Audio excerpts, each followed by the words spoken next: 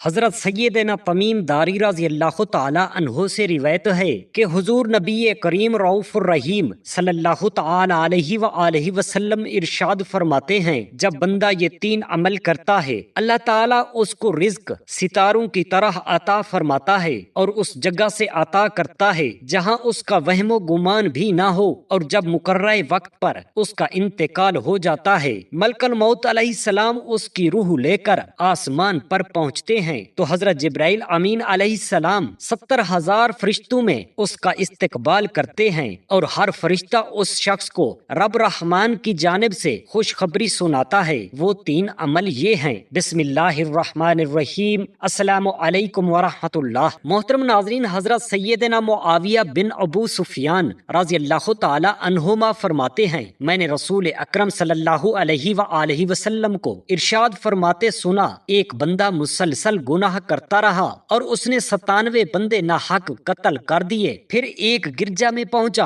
اور رہب پادری سے کہا، اے رہب، ایک شخص نے 97 ناحق قتل کیے ہیں، کیا اس کے لیے توبہ قبول ہوتی ہے؟ رہب نے جواب دیا نہیں۔ اس نے یہ سن کر رہب کو بھی مار ڈالا، پھر دوسرے رہب کے پاس پہنچ کر یہی سوال کیا تو اس نے بھی یہی کہا، توبہ قبول نہیں ہوگی۔ یہ سن کر اس نے اسے بھی قتل کر ڈالا، پھر تیسرے رہب کے پاس آیا تو وہاں بھی یہی معاملہ ہوا، پھر ایک اور کے پاس آیا اور اس سے کہا، ایک شخص نے ہر برائی کی ہے اور 100 ناحق قتل کیے ہیں، کیا اس کے لیے توبہ کی گنجائش ہے؟ اس نے کہا، با خدا، اگر میں یہ کہوں کہ خدا اپنے بندے کی توبہ قبول نہیں کرتا تو یہ جھوٹ ہوگا۔ یہاں ایک عبادت گزاروں کی بستی ہے، تم وہاں چلے جاؤ اور ان کے ساتھ رہ کر خدا تعالی کی عبادت کرو۔ چنانچہ وہ شخص سچی توبہ کے ارادے سے اس بستی کی طرف چلا تو اللہ تعالیٰ نے فرشتے ملک الموت علیہ السلام کو بھیجا، جس نے راستے ہی میں اس کی روح قبض کر لی۔ وہاں رحمت اور عذاب کے فرشتے پہنچ گئے اور اسے لے جانے میں اختلاف ہو گیا۔ چنانچہ اللہ تعالیٰ نے ایک فرشتہ کو منصف بنا کر بھیجا تو اس نے آ کر کہا، یہ شخص جن لوگوں کی بستی کے قریب ہوگا انہی میں سے ہوگا۔ جب دونوں بستیوں کا فاصلہ ناپا گیا تو وہ ایک پورے کی مقدار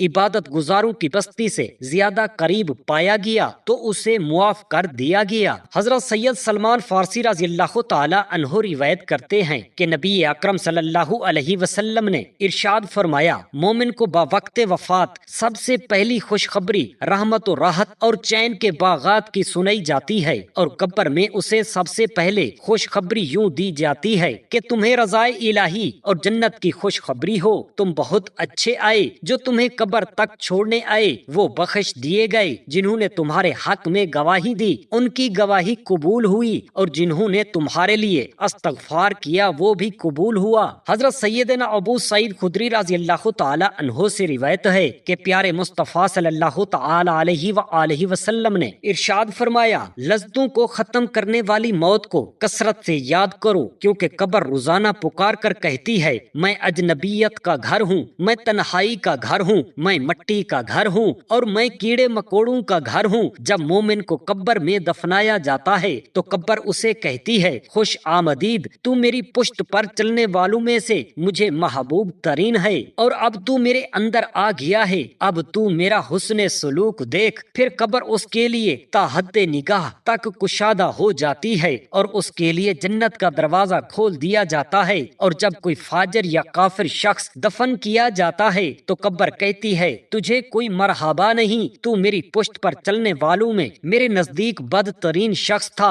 اور اب تو میرے اندر آ گیا ہے، لہٰذا اب اپنے ساتھ میرا برتاؤ دیکھ لے۔ پھر قبر اس پر اپنا گھیرا تنگ کر دیتی ہے اور اس کی پسلیاں ایک دوسرے میں پیوست ہو جاتی ہیں۔ راوی کہتے ہیں کہ سرکار نامدار صلی اللہ تعالی علیہ وآلہ وسلم نے یہ بات اپنی مبارک انگلیاں ایک دوسرے میں ڈال کر اشارہ کر کے بتائی، پھر فرمایا، اللہ تعالیٰ اس پر 70,000 اژدہے مقرر فرما دیتا ہے، اگر ان میں سے کوئی ایک بھی زمین پر پھنکار مار دے تو رہتی دنیا تک کبھی کچھ بھی نہ اگے گا، وہ اژدہے اس مردے کو تا قیامت ڈستے رہیں گے۔ حضرت سیدنا تمیم داری رضی اللہ تعالی عنہ سے روایت ہے کہ حضور نبی کریم رؤوف الرحیم صلی اللہ تعالی علیہ وآلہ وسلم ارشاد فرماتے ہیں، اللہ عز و جل ملک الموت علیہ السلام سے ارشاد فرماتا ہے، میرے ولی یعنی نیک عمل کرنے والا، اللہ کا برگزیدہ بندہ جو نماز ادا کرتا ہو،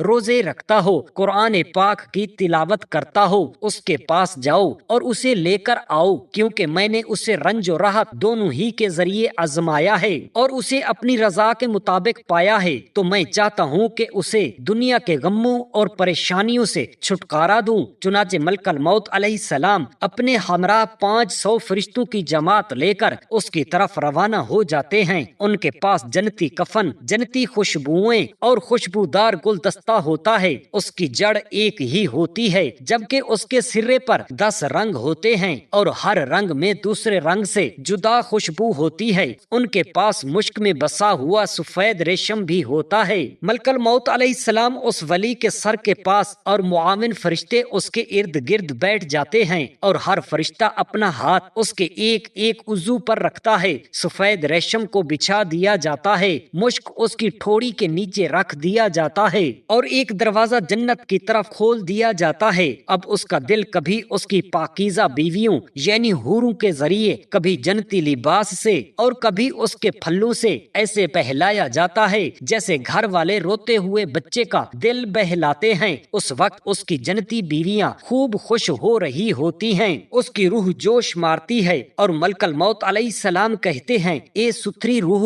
نکل، بے کانٹوں کی بیریوں میں، کیلے کے گچھوں میں، ہمیشہ کے سائے میں اور ہمیشہ جاری پانی میں۔ ملک الموت علیہ السلام اس خوش نصیب پر ایک ماں سے بھی بڑھ کر لطف و کرم اور شفقت کرتے ہیں، کیونکہ وہ جانتے ہیں کہ یہ روح مقدس اپنے رب تعالی کی محبوب اور اس کے نزدیک معزز ہے، تو وہ اس روح پر نرمی فرما کر اپنے رب العزت کی رضا چاہتے ہیں۔ پس اس کی روح اس طرح نکالی جاتی ہے جس طرح آٹے سے بال۔ جب اس کی روح نکلتی ہے تو ملائکہ اس کے گرد یہ کہہ رہے ہوتے ہیں، اپنے اچھے اعمال کی بدولت جنت میں داخل ہو جاؤ۔ حضور نبی اکرم صلی اللہ تعالی علیہ وآلہ وسلم نے ارشاد فرمایا، یعنی راحت ہے موت کی کشمکش سے، اور ریحان یعنی پھول اسے روح نکلتے وقت ملتے ہیں، اور جنت نعیمی یعنی چین کے باغ اس کے سامنے ہوتے ہیں۔ جب ملک الموت علیہ السلام اس کی روح قبض فرماتے ہیں تو روح جسم سے کہتی ہے، اللہ تعالیٰ تجھے میری طرف سے بہترین بدلہ دے، تو مجھے رب العالمین کی اطاعت کی طرف تیزی سے لے جاتا تھا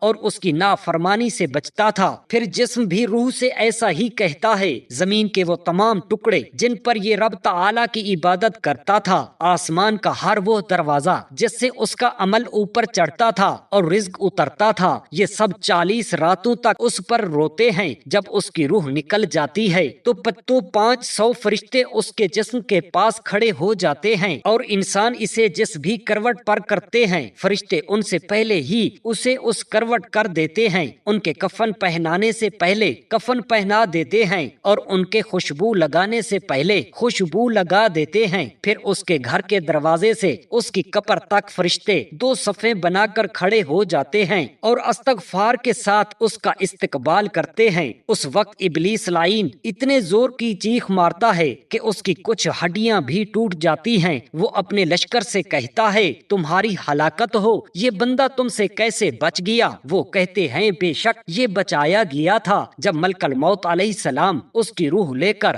آسمان پر پہنچتے ہیں تو حضرت جبرائیل امین علیہ السلام 70,000 فرشتوں میں اس کا استقبال کرتے ہیں، اور ہر فرشتہ اس شخص کو رب رحمان کی جانب سے خوشخبری سناتا ہے۔ جب اس کی روح کو لے کر عرش تک پہنچتے ہیں تو وہ روح بارگاہ الہی میں سجدہ ریز ہو جاتی ہے۔ رب کریم ملک الموت علیہ السلام سے ارشاد فرماتا ہے، میرے بندے کی روح کو لے جاؤ اور بے کانٹے کی بیریوں، کیلے کے گچھوں، ہمیشہ کے سائے اور ہمیشہ جاری پانی میں رکھ دو۔ جب اسے قبر میں رکھ دیا جاتا ہے تو نماز اس کی دائیں جانب، روزہ بائیں جانب، ذکر و اذکار اور تلاوت قرآن پاک سر کے پاس، اور نماز کے لیے چلنا قدموں کے پاس ہوتا ہے، جبکہ سپر قبر کے ایک کنارے کھڑا ہو جاتا ہے۔ اللہ تعالیٰ کا عذاب دینے والا فرشتہ عذاب بھیجتا ہے، تو جب وہ دائیں جانب سے آتا ہے تو نماز کہتی ہے، پیچھے ہٹ جا، خدا کی قسم اس نے اپنی پوری زندگی میں میری حفاظت کی ہے۔ اب جب کہ اسے قبر میں رکھ دیا گیا ہے تو یہ اس کی راحت کا وقت ہے۔ عذاب بائیں جانب سے آتا ہے تو روزہ بھی نماز والی بات کہتا ہے۔ عذاب سر کی جانب سے آتا ہے تو وہاں بھی یہی سننے کو ملتا ہے۔ عذاب کسی جانب سے بھی اس کے قریب نہیں پہنچ پاتا۔ پاتا، جس راہ سے بھی جانا چاہتا ہے اللہ تعالیٰ کی عبادت اسے بچا لیتی ہے۔ چنانچہ جب عذاب کوئی راہ نہیں پاتا تو وہاں سے نکل جاتا ہے۔ اب صبر تمام اعمال صالحہ سے کہتا ہے میں بھی سامنے آ سکتا تھا لیکن میں تمہیں دیکھ رہا تھا، اگر تم سب عاجز آ جاتے تو میں عذاب کا سامنا کرتا۔ اب چونکہ تم نے اس بندے کی طرف سے دفاع کر لیا ہے تو میں پل صراط اور میزان عمل پر اس کے لیے ذخیرہ بنوں گا۔ پھر اللہ تعالیٰ دو فرشتوں کو روانہ فرماتا ہے جن کی نگاہیں اچک لینے والی بجلی کی مانند، آواز زوردار کڑک و گرج کی طرح،